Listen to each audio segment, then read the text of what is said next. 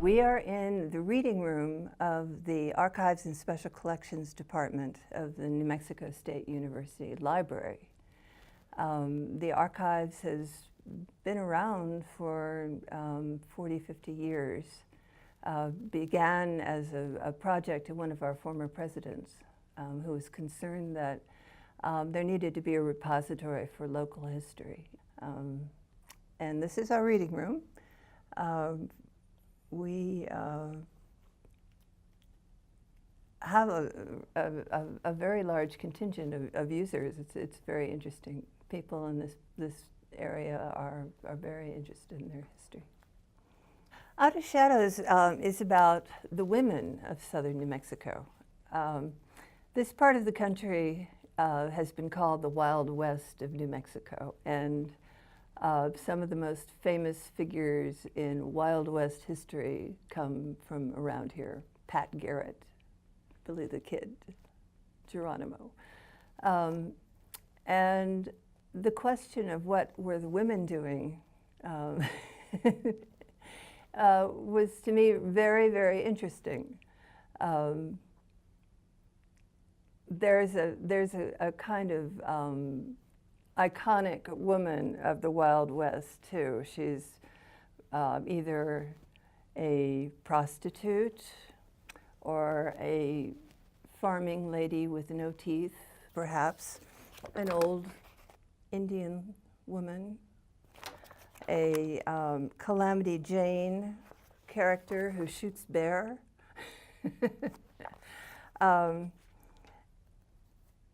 a army wife who passes through with her husband in the cavalry or whatever. Then when I was contemplating all this when I was looking at photographs in our collection, and I ran across a photograph of a young woman holding a Bachelor of Science degree. And this photo dated from 1895. And I thought, okay, there's a whole nother story going on here. I got into this, this project because of the photo collections that we have here. And I think one of the most influential photographs actually was this of three men. They were three early professors who came to NMSU, I think, in 1891. These men, this one, holding the rifle in a manly way, was a graduate of Cornell. And he came out here to teach in this brand new university, obviously with a spirit of adventure. These two gentlemen were Brits. They were from apparently quite well-to-do backgrounds in Great Britain. And look at these guys. They are celebrating the Wild West. They are just really into the Wild West. And you look at it and you think, oh, you know, the epitome, there is not a woman in sight. Or any reference to other than the Wild West, the horses, the rifles. And these guys were definitely pretending, but they were enjoying it. And so in our quest to find out what women were doing at the time, I looked at the first picture of the first class at the college. 5 of the 13 were women. So, you know, women proved to the administration that they were serious about what they wanted to learn. And it's, I think, to our credit that we didn't actually offer domestic arts or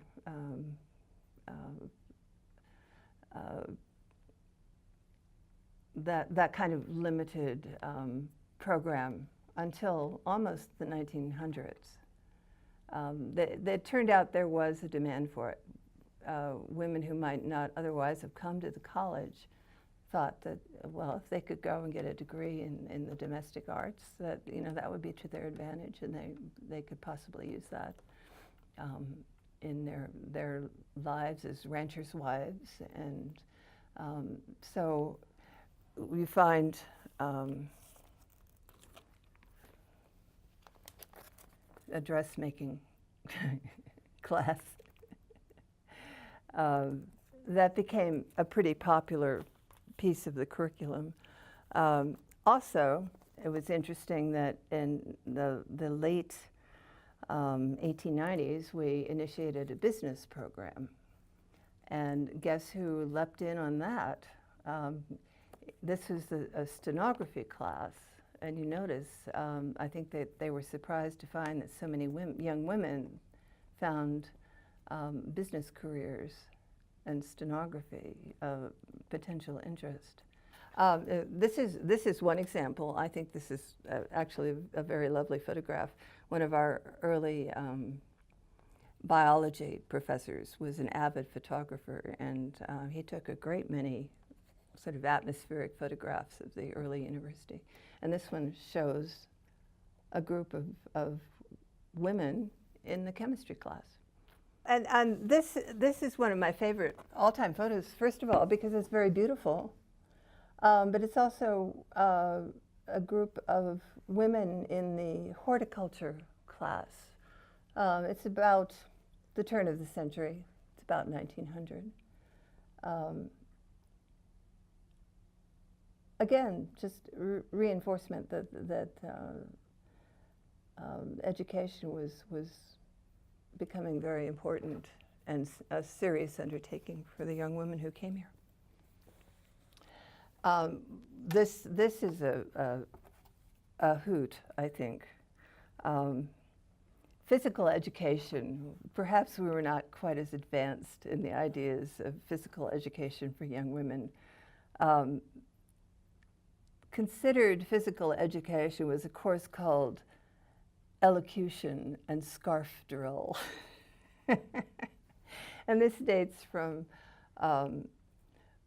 the latter part of the 1890s. I'm not quite sure what the actual date of this is, but these were a combination of, I guess, exercise and dancing that were performed for audiences. And there is one comment, the audience was stupefied by the performance, not knowing quite what to make of it.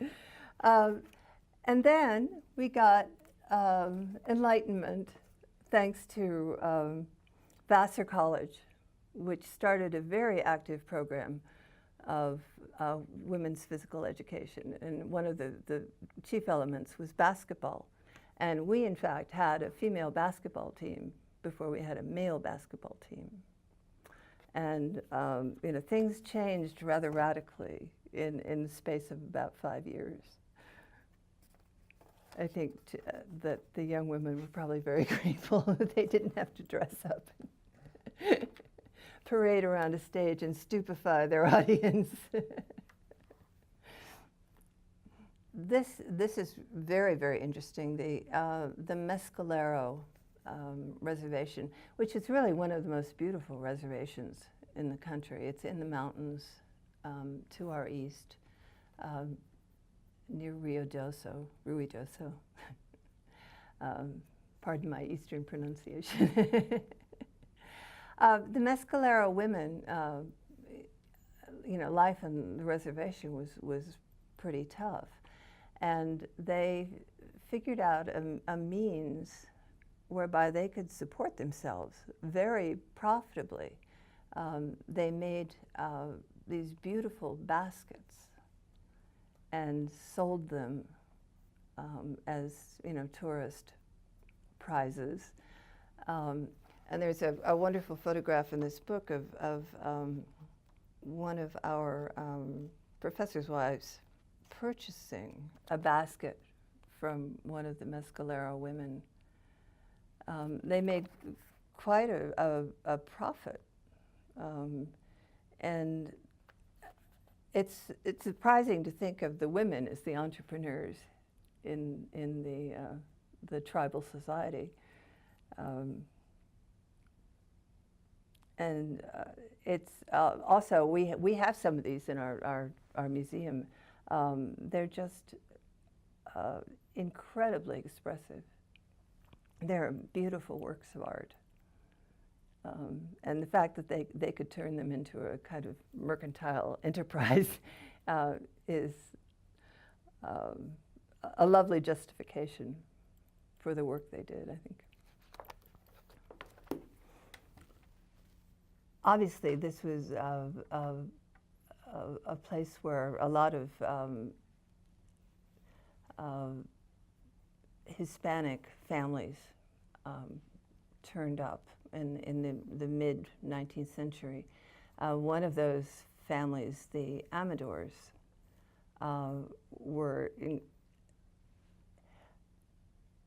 they were also entrepreneurial. They ran a store. The family was filled with women. And these women were incredibly successful business people. And to the extent that the Amador family became the leading citizens, really, of Las Cruces in those days.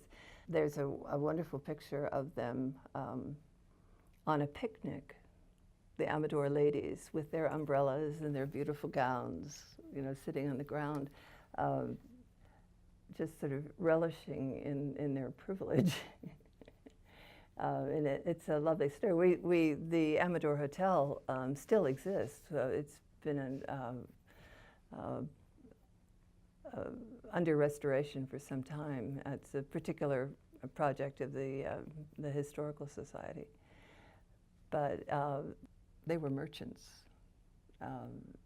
very, very aware of their position, and also,